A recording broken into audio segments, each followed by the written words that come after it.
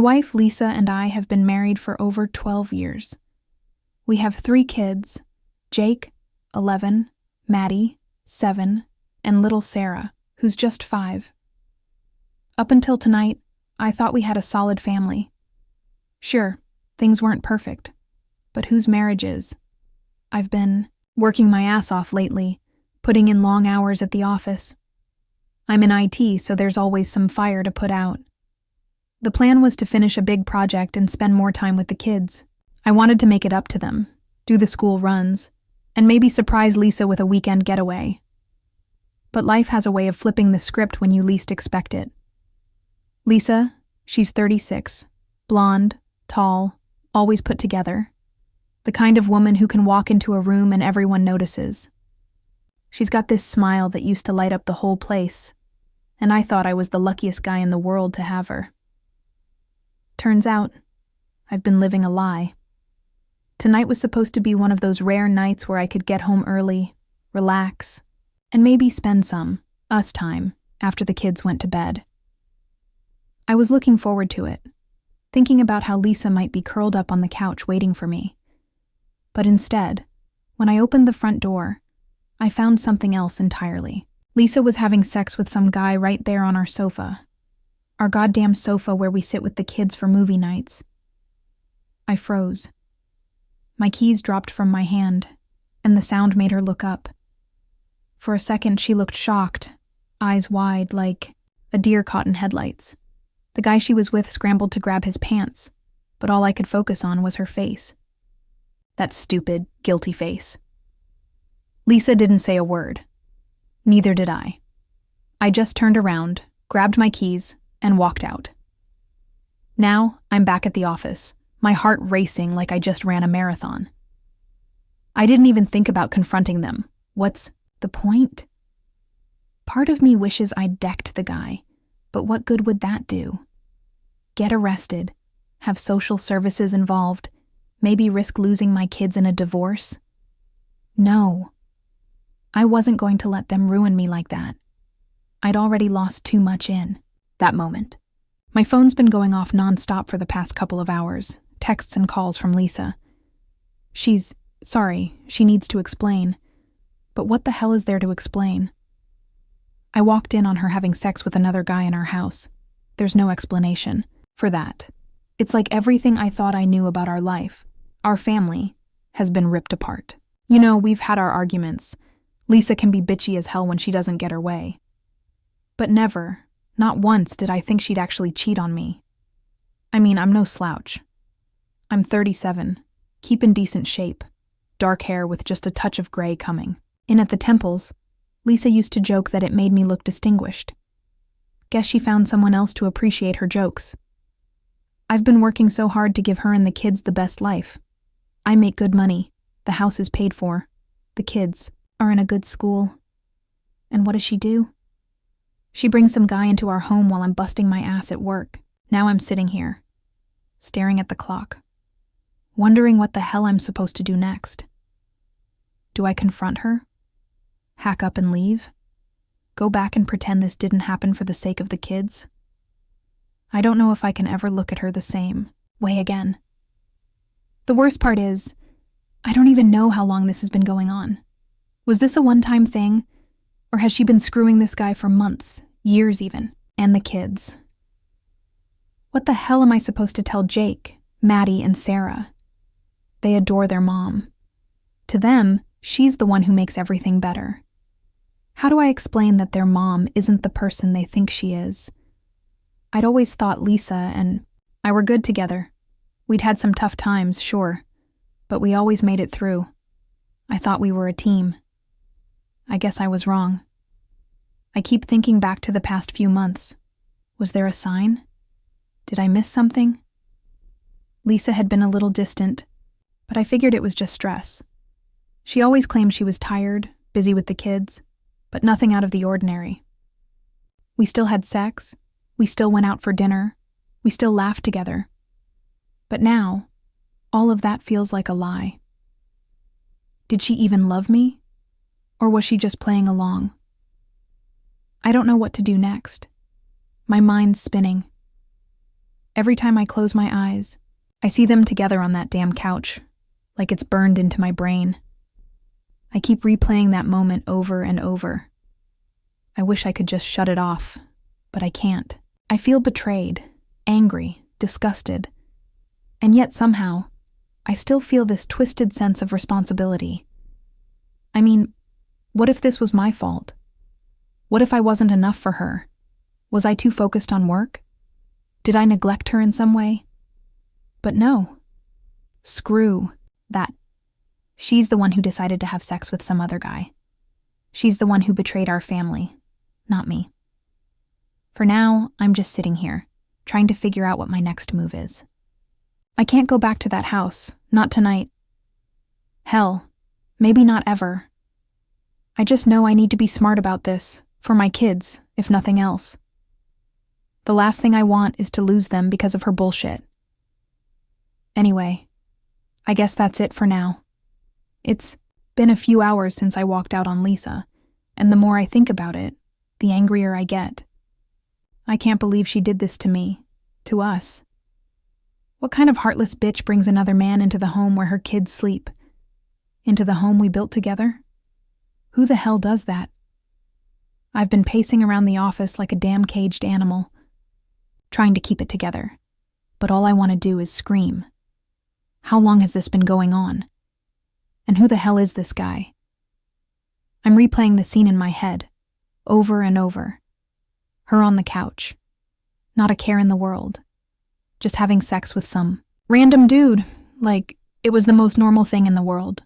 How many times has this happened while I've been working late, thinking I'm doing what's best for my family? How many nights have I busted my ass at the office, believing I was coming home to a loyal wife? And don't get me started on the guy. That smug piece of shit didn't even try to fight back or explain himself. He just sat there, fumbling with his pants, like some pathetic loser who got caught sneaking out of a high school party. If it weren't for the kids, I swear I would have knocked him out cold. But no, I can't risk getting arrested. Not with the divorce laws being what they are. One wrong move and she'd have the upper hand, and I'll be damned if I let that happen. Lisa's texts keep coming in, one after the other. Please come home, I can explain. It's not what you think. Oh, really? It's not what I think. Then what the hell was it, Lisa? A misunderstanding? A friendly get-together? Do you think I'm some kind of idiot? I saw you. You were right there in front of me having sex with someone else like our marriage meant nothing to you. I went back and read through the texts she sent so far, and every word just pisses me off more. She's sorry. Sorry for what? Sorry for getting caught. More like it. If I hadn't walked in, she would have gone on with her perfect little lie, pretending like everything was fine. Meanwhile, she's screwing some other guy on the side, and I'm supposed to be none the wiser. You know what's really getting to me? The more I think about it, the more I realize that she's been playing me for a fool for a long time. There were signs, weren't there? All those times she stayed out late, claiming she was with her girlfriends or that she'd needed a break from the kids. I bought it, like a goddamn moron. I let her have her nights out. I gave her space, thinking I was being a good husband. Meanwhile, she's been fucking around behind my back. And the kids. Jesus Christ, what am I supposed to tell them? Jake, Maddie, and Sarah. They worship the ground their mom walks on. And now what? I have to be the one to shatter their image of her. It's bad enough that she cheated, but she did it in the same house where our kids live. She brought this guy into their space, into their lives. What kind of a mother does that? I keep picturing Sarah's face, her big, innocent eyes, and I just feel sick. She's too young to understand any of this, and it's not fair. None of this is fair. I can't believe how blind I've been. I thought we were good. I thought I was doing everything right. I've worked hard to provide for my family, make sure Lisa and the kids have everything they need. And this is how she repays me, sleeping with some random guy on our couch while I'm at work, thinking about how I can make her happy. Well, damn her. I'm done. I'm done playing nice. I don't care what her excuse is. And I don't care how many times she says she's sorry. Sorry doesn't mean shit to me right now.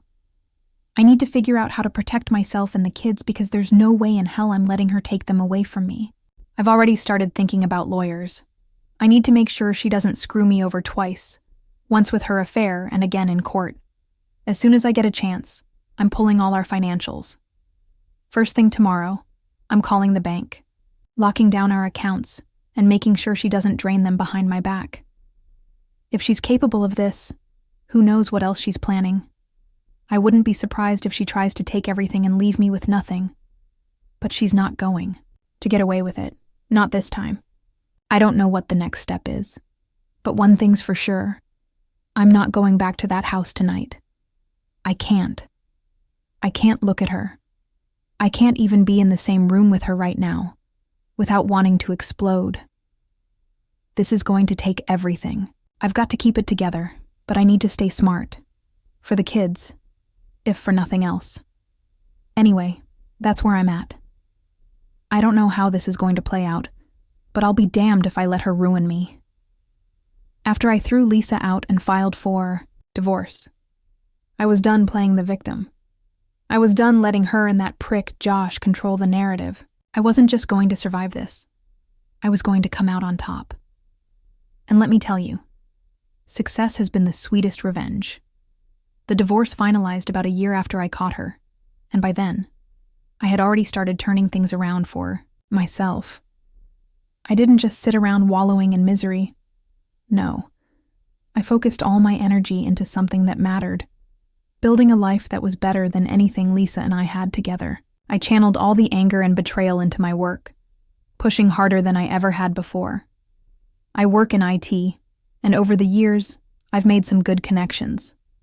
But after the divorce, I doubled down, taking on bigger projects, expanding my network, and, well, I guess you could say I became obsessed with succeeding, and it paid off.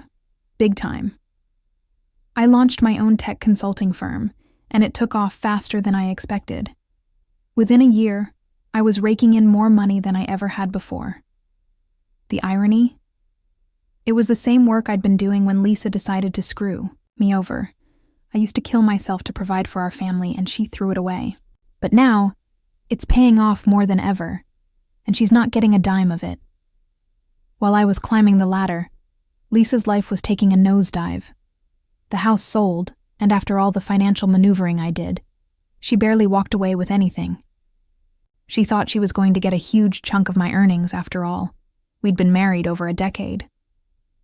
But the money I'd moved into separate accounts before the divorce? Untouchable. The courts awarded her the bare minimum, and she had to move in with her parents because she couldn't afford rent. She's still working at her part-time job, scraping by. Funny how that worked out, huh? The woman who tried to ruin me is now living, paycheck to paycheck, while I'm buying up real estate, investing in startups, and planning vacations overseas with my son. She's struggling to pay her bills, and I'm driving a brand new luxury car, one she'll never set foot in. Her financial situation isn't great, to say the least.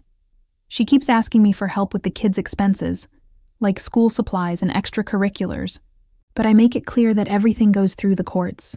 I'm not giving her a single cent more than I'm legally obligated to, and I make sure she feels every bit of that pressure. She has to budget every dollar while I've got a portfolio that grows every day. The kicker? Her affair partner, Josh, the guy she threw it all away for, he's out of the picture. She thought she'd be living some romantic fantasy with him, but it didn't last. Once I exposed everything to his girlfriend and his family, his life went down in flames too. He lost his job, his reputation was trashed, and by the time Lisa and he tried to make something work, it was already too late. They split not long after the divorce, and now she's all alone, dealing with the wreckage of her choices. Meanwhile, I've moved into a new home with Jake, my eldest, the only one who turned out to be biologically mine. It's a huge modern place with all the amenities. A far cry from the tiny apartment we rented right after everything fell apart. My business is booming, my investments are paying off, and I'm making more money than I ever thought possible. I never would have believed that walking out on her would turn out to be the best thing I ever did. Lisa destroyed our family, but I rebuilt my life stronger, richer, and better than ever. She made her choices, and now she's paying for them every day. That's my revenge. Not through anger or violence. No, the best revenge is living a life so successful that it makes the person who betrayed you realize just how badly they messed up. Lisa's struggling with her bills, and I'm traveling the world.